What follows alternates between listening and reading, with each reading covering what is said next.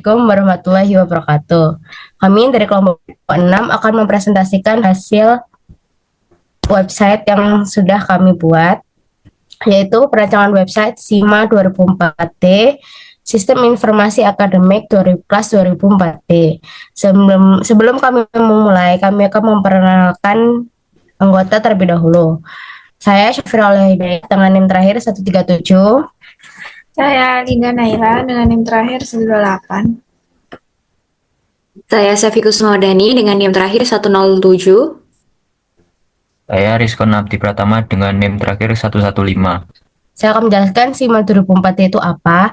Jadi, SIMA 2004T itu adalah sebuah sistem informasi mahasiswa berbasis web yang dirancang khusus untuk kelas D4 Manajemen Informatika 2024T sebagai media terpusat untuk mengakses pengumuman, jadwal kuliah, data anggota kelas, galeri dokumentasi, fitur kontak, serta pengelolaan tugas melalui My Text List. Sistem ini dibuat untuk mempermudah penyampaian informasi, meningkatkan kerapian data akademik, dan mendukung kebutuhan koordinasi mahasiswa. Berikutnya saya akan menjelaskan tujuan. Yang pertama, untuk mendefinisikan kebutuhan sistem, baik kebutuhan fungsional maupun non-fungsional dari SIMA 2004T. Yang kedua, untuk memberikan gambaran lengkap mengenai alur kerja, aktor, fitur utama, dan integrasi yang dibutuhkan dalam sistem. Dan yang terpenting menjadi acuan bagi tim pengembang dalam proses analisis, perancangan, implementasi, dan pengujian sistem. Tujuannya adalah untuk memastikan sistem ini efisien, cepat diakses, dan mudah digunakan. Berikutnya, lalu apa saja sih ruang lingkup dari SIMA 2004T ini? Sistem ini itu mencakup digitalisasi, kebutuhan administrasi, dan dokumentasi, jadwal kuliah, pengumuman, data anggota kelas, dokumentasi kegiatan atau galeri, serta manajemen tugas pribadi atau matriks secara terstruktur. Selain itu juga di SIMA 2004T itu juga memungkinkan komunikasi anonim atau anonymous chat dan pengiriman pesan kepada pengurus kelas melalui formulir kontak. Penting untuk dicatat juga ruang lingkup siswa sebagai pengguna dan admin sebagai pengolahan data. Kita fokus pada fungsionalitasnya. Yang pertama ada manajemen autentik pengguna.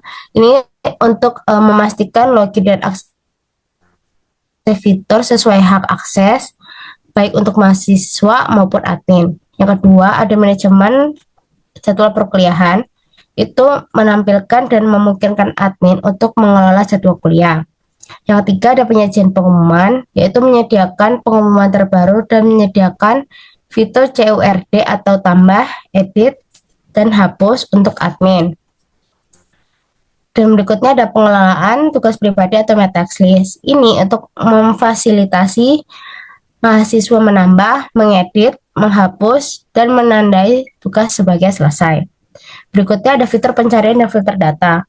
Ini untuk pencarian data dan pengumuman, jadwal, anggota, maupun tugas. Terus berikutnya ada fitur anonymous chat, yaitu memfasilitasi komunikasi anonim antara mahasiswa secara real-time menggunakan teknologi soket I/O. Dan yang terakhir, ada mode tampilan dark atau light mode. Ini tuh menyediakan opsi tema gelap atau terang yang dapat disimpan. Berikutnya akan dilanjutkan oleh teman saya. Tes. Selanjutnya saya di sini akan menjelaskan bagian karakteristik pengguna. Jenis pengguna yang pertama di sini ada mahasiswa. Dia berperan sebagai pengguna umum, penerima informasi dan fitur kelas. Aksesnya berupa registrasi, login sistem, mengakses pengumuman kelas, jadwal perkuliahan, dan galeri kegiatan. Melihat daftar anggota kelas dan melakukan pencarian data, mengelola tugas pribadi melalui fitur My Task List, mengirim pesan melalui kontak form, dan melakukan fitur anonymous chat, mengubah profil dan preferensi tampilan. Selanjutnya ada jenis pengguna kedua yaitu Admin kelas berperan sebagai pengelola operasional data dan konten SIMA 2024D. Memiliki akses berupa mengelola pengumuman, mengatur atau memperbarui data perkuliahan, mengedit data anggota kelas, mengelola galeri kegiatan, membaca pesan masuk dari mahasiswa, dan membuat arsip, serta melihat statistik tugas mahasiswa dan aktivitas sistem. Selanjutnya ada jenis pengguna yang ketiga, yaitu mahasiswa sebagai pengguna chat, berperan sebagai pengguna khusus fitur komunikasi anonim. Aksesnya berupa mengirim dan menerima pesan melalui fitur anonymous chat secara real-time, juga menggunakan nama samaran tanpa identitas pribadi. Jenis pengguna yang selanjutnya yaitu admin sistem yang berperan sebagai mengelola teknis dan keamanan aplikasi. Aksesnya berupa mengatur konfigurasi sistem dan pengamanan rate limit, validasi input, mengelola database, struktur tabel, dan data cadangan, melihat aktivitas pengguna melalui audit log dan monitoring, serta menangani pemeliharaan sistem dan optimalisasi performa. Selanjutnya di sini saya juga akan menjelaskan bagian arsitektur sistem.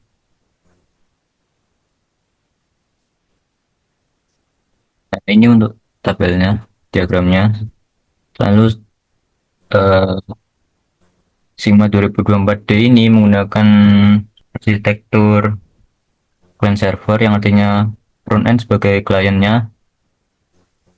Di sini bagian front end sendiri berfungsi sebagai menampilkan UI, menampilkan search bar dan juga filter, jadwal anggota, lalu juga memvalidasi form awal, kontak, login, lalu juga mengirim request API, juga merender data dan update state, serta menyimpan preferensi dark mode tampilan. Komponen yang selanjutnya yaitu pada berupa server atau backend API. Berfungsi sebagai login dan autentikasi atau memvalidasi login. Selanjutnya juga mengambil dan mengelola data jadwal, pengumuman, galeri, anggota, dan juga my task list. Dan juga create update my task list. Selanjutnya juga menyimpan kontak dan pesan chat. Lalu juga menangani update profil pengguna. Selanjutnya ada komponen yang selanjutnya yaitu real-time chat engine menggunakan soket I/O.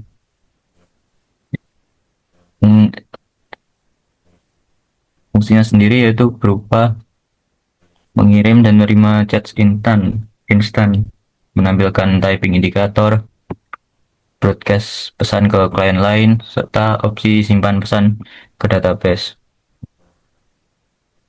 Selanjutnya, komponen selanjutnya yaitu task management engine. Fungsinya yaitu sebagai validasi deadline dan komponen input tugas, menandai selesai, menghitung statistik, menentukan prioritas. Komponen selanjutnya yaitu berupa database, menggunakan MySQL atau PostgreSQL. Fungsinya itu sebagai menyimpan data, menyimpan data pengguna, jadwal kuliah, pengumuman, dan galeri, daftar anggota kelas, task list, chat, dan juga kontak admin. Selanjutnya ada komponen database connection layer. Punya sendiri berupa membuat koneksi pool, menjalankan query aman, menghindari SQL injection, mengelola transaksi, mapping object model. Selanjutnya juga ada komponen media storage untuk fitur galeri, yaitu fungsi sebagai menyimpan file foto, mencetak URL, menyediakan URL, gambar, lalu juga mengoptimalkan ukuran file. Komponen selanjutnya yaitu authentication layer atau JWT. Nah, itulah pokoknya fungsi sebagai validasi NIM dan juga password, mengenerate akses dan refresh token, middleware proteksi endpoint, serta mengatur logout. Selanjutnya di sini saya juga akan menjelaskan bagian tools dan teknologi. Pada kategori yang pertama yaitu front end. Front end sendiri menggunakan tools berupa React yang berfungsi sebagai mengembangkan UI SPA. Lalu tools selanjutnya yaitu Tailwind CSS berfungsi sebagai styling responsif yang cepat dan konsisten. Tools yang selanjutnya berupa JavaScript berfungsi sebagai mengatur logika UI, interaksi, dan juga stage management. Tools selanjutnya yaitu Axios Fetch. Axios Fetch berfungsi sebagai komunikasi REST API ke backend. Tools selanjutnya yaitu HTML atau CSS3 yang berfungsi sebagai struktur dan tampilan halaman. Pada kategori package selanjutnya toolsnya berupa Node.js, JWT atau JSON Web Token, Bcrypt, Socket.io atau WebSocket. Lalu kategori yang pada database menggunakan tools MySQL atau PostgreSQL. Kategori bagian untuk mengolah storage menggunakan AWS S3, Cloudflare atau local upload. Lalu pada kategori development tools kita menggunakan Visual Studio Code, Git, GitHub, Postman, Chrome DevTool. Pada kategori testing kita menggunakan Just Mocha atau Mocha, Cypress. Pada bagian deployment kita menggunakan Vercel, Handle, Heroku, DigitalOcean, PlanSQL, RDS. Selanjutnya di sini saya juga menjelaskan workflow system. Sistem sini berupa yang pertama inisialisasi dengan membuka halaman login, mengakses sistem atau membuka halaman login. Tahap selanjutnya yaitu login dengan user menggunakan masukkan NIM dan password, lalu backend melakukan validasi. Jika valid maka masuk ke tahap dashboard. Di tahap dashboard akan menampilkan user dapat melihat peringatan berupa pengumuman, jadwal, task list, serta fitur-fitur lainnya. Ini berupa fitur-fiturnya yaitu melihat jadwal, membaca pengumuman, melihat galeri, melihat anggota kelas, mengolah tugas, anonymous chat, kontak admin, mengolah akun, serta mode tampilan. Mungkin yang terjadi dari saya akan dilanjutkan oleh teman saya. Selanjutnya, saya akan menjelaskan tentang environment setup, kemudian database yang kita pakai, dan yang terakhir source code. Dari environment setup, yaitu lingkungan pengembangan ya. Lingkungan pengembangan ini bagian untuk menjelaskan apa aja yang dibutuhin agar website ini tuh bisa berjalan dengan baik. Jadi, pertama, dimulai dari software yang kita pakai itu ada web server yaitu XMPP yang akan menyediakan MySQL untuk menjalankan aplikasi. Lalu bahasa pemrograman yang kita pakai di sini ada PHP untuk backend. Terus habis itu ada Java, interaksi front end sama Python. Lalu database-nya kita pakai MariaDB, MySQL atau MariaDB. Terus browsernya bisa pakai Chrome atau Edge. Lalu selanjutnya aku akan ngejelasin tentang database. Kayak database yang kita pakai ini dia punya 6 entitas utama, yaitu ada anggota kelas, jadwal kuliah, pengumuman, pesan kontak, teks, dan user. Di sini aku akan ngejelasin satu-satu dimulai dari user, dari tabel user. Tabel user ini dia punya atribut ID, name, nama, email, phone, bio, profile picture, password, created ad, upload ad, dan uploaded ad. Nah, di sini ini adalah isi dari database-nya itu. Terus kemudian kalau dari tipe datanya, tipe data yang dipakai di user itu ID menggunakan integer, name varchar, bio menggunakan teks, profile picture, varchar, password juga varchar, created at sama uploaded at itu menggunakan timestamp. Nah, kemudian di tabel user ini fungsinya itu sebagai tabel utama nanti buat login, profile, sama autentifikasi. Nah, terus ada juga tabel task. Tabel task ini termasuk dari 6 entitas itu ada tabel task. Tabel task ini digunakan buat ngatur tugas yang dibuat oleh user. Jadi masing-masing user itu setiap tugas itu dimiliki oleh satu user gitu. Coba kita lihat di sini. Di sini atributnya ada ID, user, name, title, description, deadline, priority, completed, completed at, created at, sama uploaded at.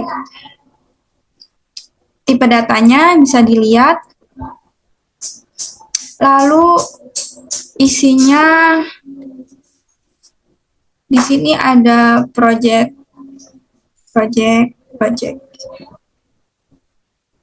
Mungkin bisa beda-beda setiap user karena ini dimiliki oleh setiap user satu. Nah, kemudian ada pesan kontak. Pesan kontak ini kita dipakai untuk menyimpan pesan dari user melalui form kontak. Jadi nanti ada form kontak. Nah, di situ fungsinya itu untuk mengelola pesan atau pertanyaan dari user. Strukturnya di sini atributnya yang dipakai ada atribut nama, ID, email, dan pesan. Ini ya, Budi Santoso, Sari Indah. Gitu. Terus habis itu di selanjutnya ada ya, pengumuman ini berisi informasi atau berita yang harus ditampilkan ke user, kayak informasi-informasi penting yang kita punya gitu. Nah, fungsinya itu buat nampilin yang terbaru di halaman dashboard nanti. Strukturnya itu ada ID, judul, isi, sama tanggal. Sama created at juga. Nah, di sini ada isi dari database-nya itu, informasi-informasinya. Ada UTS dan lain sebagainya. Lalu ada tabel pengumuman jadwal kuliah. Nah, ada tabel jadwal kuliah ini digunakan untuk menyampaikan jadwal mata kuliah. Jadwal mata kuliah, jadi ini fungsinya itu sebagai fitur tampilan jadwal kuliah di website-nya. Jadi kita bisa lihat atributnya ada ID, hari, jam, mata kuliah, dosen, dan juga ruang. Di sini bisa dilihat isinya, isi dari database yaitu jadwal-jadwal yang akan kita ikutin. Kemudian selain itu juga database-nya ada database dari anggota kelas. Nah, anggota kelas ini fungsinya itu isinya itu mahasiswa satu kelas dari A sampai Z. Ya, intinya yang ada di kelas itu digunakan untuk menampilkan daftar anggota di halaman anggota kelas. Kita bisa lihat atributnya itu ada ID, NIM, nama, email, sama foto.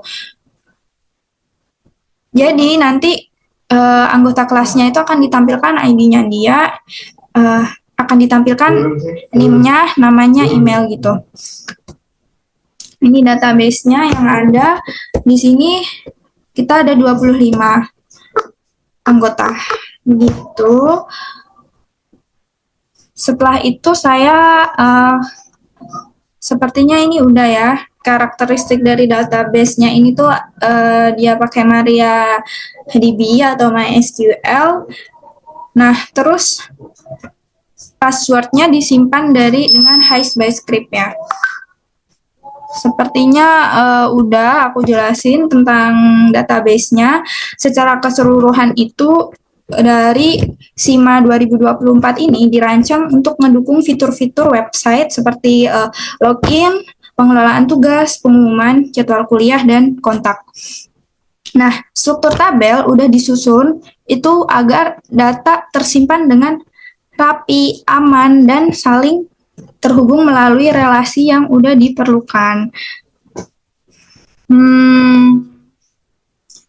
Nah, sebelumnya karena di sini kode yang kita pakai itu sangat banyak sekali, jadi saya nggak akan menjelaskan per barisnya ya. Cuman akan ngejelasin tentang struktur, file penting, sama alur kerjanya.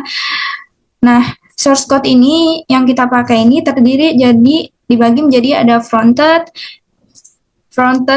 back-end, sama database yang tadi. Nah, fronted ini untuk menangani tampilan, back-end untuk memproses logika dan akses data, lalu database itu untuk menyimpan informasi-informasi dari user, tugas, yang tadi udah saya jelaskan.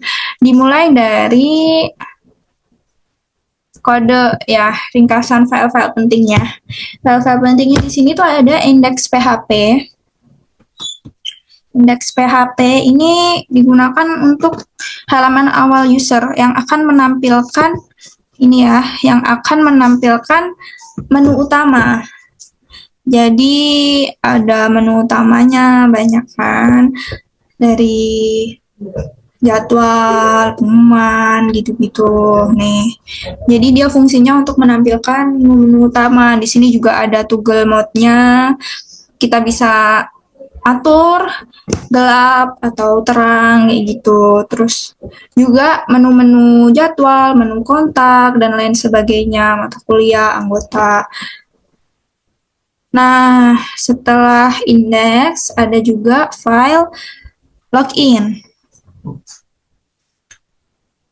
PHP.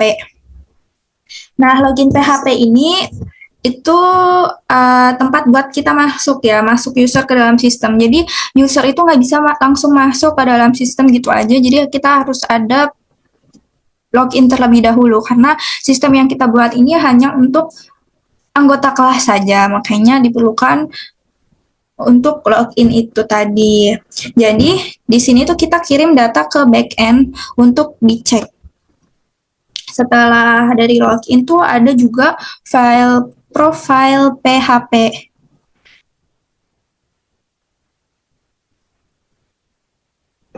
Nah, profile itu ya digunakan buat nampilin profilnya, profile user, terus informasi akunnya apa aja.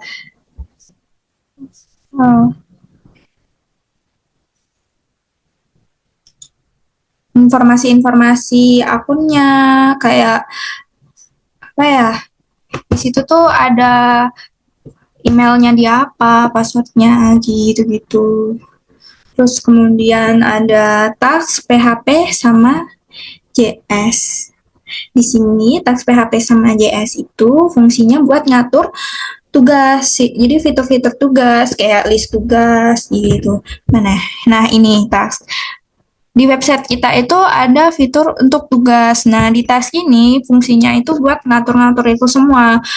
Jadi kita bisa ngatur tuh kayak nampilin listnya, terus nambahin atau nge-update status-statusnya kayak ini udah selesai atau belum selesai. Nah, itu fungsi dari kode task PHP ini atau Java Task JS. Itu fungsinya sama. Nah, kemudian ada lagi chat PHP atau chat. Di situ tuh fungsi dari chat itu buat ngatur fitur chat antar user. Ada anonymous chat gitu kan. Jadi biar buat ngatur semuanya kita pakai di kode-kode di chat ini. Bisa nanti muncul informasi kayak teks terlalu panjang atau dan lain sebagainya. Jadi ini fungsinya buat ngatur-ngatur chatnya itu. Terus juga style CSS. Nah, style CSS ini buat ngatur tampilan ya. Jadi kan kita biar enak dilihat, kita harus mengatur tampilan buat warna, layout, ukuran font, bentuk font, kayak gitu. Nah, dari warna-warnanya di sini bisa dilihat ada banyak warna yang kita pakai untuk website kita. Nah, itu semua kita pakai di kode ini, kode style CSS ini, gitu, ukuran dan lain-lain. Pokoknya untuk mempercantik kita pakai style dari CSS. Kemudian ada lagi dari Python up atau run. Itu. Nah, itu digunakan untuk backend Python-nya sendiri. Jadi dia akan menerima request dari website, memproses data juga, terus juga dari koneksi ke database, mengembalikan respon dari JSON-nya. Kayak gitu. Jadi dari dia nerima request, karena ini kan kita pakai buat back end-nya, jadi nggak dari front end-nya. Jadi dia akan nerima-nerima aja gitu, terus ngeproses, terus ngoneksiin ke database yang tadi gitu-gitu. Nah, selanjutnya ada setup database. Nih, setup database.python. Di sini itu digunakan untuk membuat dan mengatur struktur awal dari MySQL itu tadi gitu. Setelahnya itu ada file penting lagi yang ke-9 itu requirement.txt. Nah, ini yang bisa kita lihat ini tuh isinya berisi library Python yang harus diinstal biar bisa berjalan, biar backend tuh bisa berjalan kayak Basecamp buat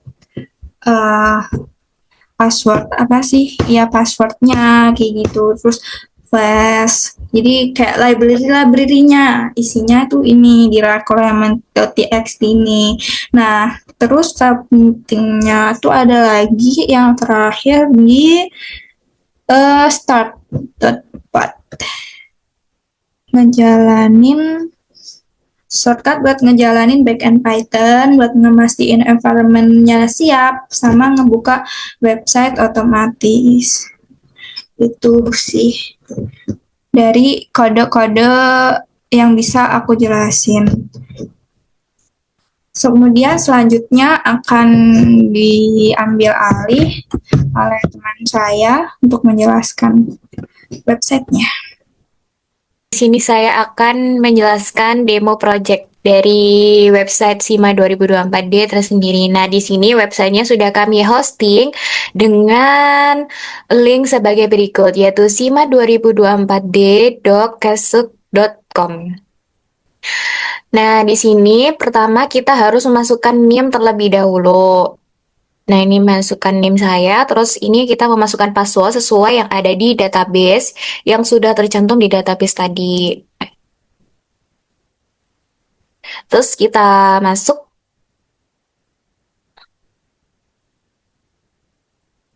Nah, ini adalah tampilan home-nya.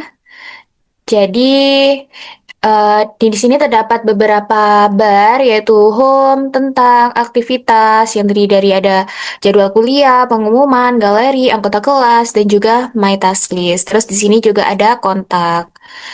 Nah, ini apabila di-scroll terdapat seperti ini. Ada 12 mata kuliah, 26 anggota kelas, 5 pengumuman. Di sini juga kita bisa melihat jadwal yang akan langsung terhubung ke jadwal. Terus di sini ada tentang, yaitu about. Nah, ini tentang kelas 2024D. Lalu di sini juga ada aktivitas, yaitu yang pertama jadwal kuliah yang sudah saya tunjukkan tadi awal. Nah, ini tampilan dari jadwal kuliah kelas 2024D. Kita bisa search filter, misalnya pemrograman. Nah, ini muncul semua mata kuliah pemrograman. Ada pemrograman berorientasi objek, game, dan juga web. Terus kita juga bisa search berdasarkan nama dosen. Semisal kita search Nah, di sini muncul nama dosennya. Terus kita juga bisa search berdasarkan hari, semisal hari Selasa. Nah, muncul ada mata kuliah pemrograman game. Nah, kita juga bisa ekspor dalam bentuk CSV. Tuh, muncul seperti ini. Nah, selanjutnya ada pengumuman.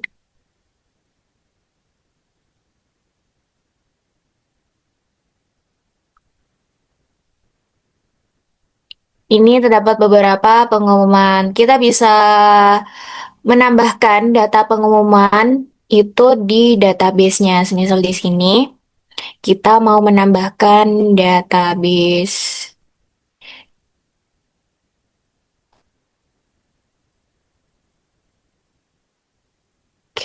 Nah, ini query-nya. Terus itu kita run, kita go.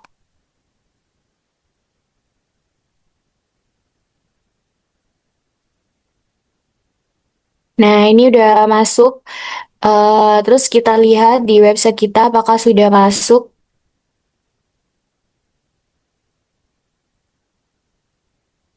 Nah, ini udah masuk ya. Tuh, sesuai dengan query yang sudah kita masukkan tadi. Kita juga bisa search misal KRS. Nah, ini akan muncul info KRS. Selanjutnya terdapat juga galeri. Nah, ini galeri dari kelas 2024D. Tuh, foto-foto dari kelas 2024D. Nah, seperti itu. Lalu di sini juga ada anggota kelas. Anggota kelas dari kelas 2024D. Kita bisa search, misal kita search nama saya. Nah, ini akan muncul sesuai dengan yang kita search. Terus kita misalkan tuh muncul nama saya lagi. Terus di sini kita juga bisa ada fitur metaslist, jadi untuk menambahkan tugas baru. Misal kita tulis UAS pemrograman web, kita isikan deskripsinya. Terus di sini deadline-nya itu kita masukkan. Terus kita tambah. Nah, ini muncul tugas UAS pemrograman web. Apabila tugas itu selesai, maka kita centang. Nah, ini tugas masuk ke dalam tugas selesai. Di sini juga ada peringatan untuk tugas yang untuk mendekati deadline. Ini juga ada menu toggle, jadi ini kita bisa melihat dalam bentuk dark mode. Lalu di sini juga ada kontak. Nah, masukkan nama.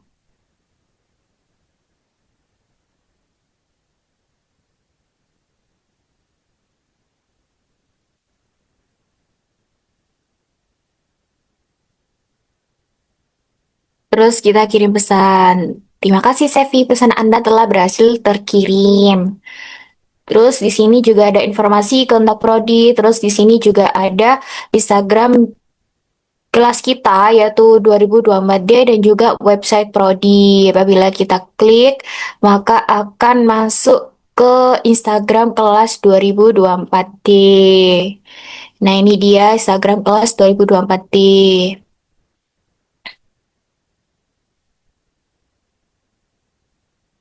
Lalu kita balik lagi, kita cek website prodi, maka akan masuk ke website prodi kita tercinta, yaitu Manajemen Informatika. Nah, selanjutnya di sini juga ada profile, kita bisa mengedit profile. Tuh, ini ada profil kita. Kita bisa mengedit, terus kita menyimpan, terus ada kita mengubah password, terus ini notifikasi, pengingat, dan sebagainya. Seperti itu. Jadi ini adalah website SIMA 2024D yang telah kami kembangkan selama 1 semester ini. Nah,